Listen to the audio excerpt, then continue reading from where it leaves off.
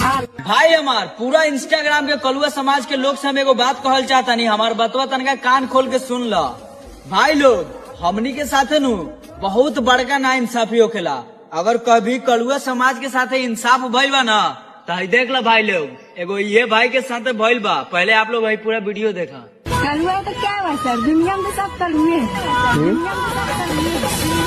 दुनिया में सर सब तो कलुए है, उनको गवर्नमेंट अपना करता है। गौरव काम में क्या फर्क है, भगवान ने बनाया। देख लेला भाई वीडियो देख के ज्यादा बहकिया मत। अगर भाई वीडियो देख के तू सोचा तारा अपना दिमाग में कि कोनो लड़की के जाए प्रपोज कर दे कुछ ना बोली, तो सब लड़की यही लेखा ना हो गेला भाई लोग। हम पहले बता देविला, काहे कि सोच ल कि जब कोनो तू लड़की के देखेला गोर लड़की के, तो खटाक सी का मुंह ओने घुमा लेवेला। तो भाई वीडियो देख के इतना मत बहक जाइया कि जाके कोनो के प्रपोज कर दिया, आना तो ऐसन परी मार आ फाट जाई तोहार करिया गाँव।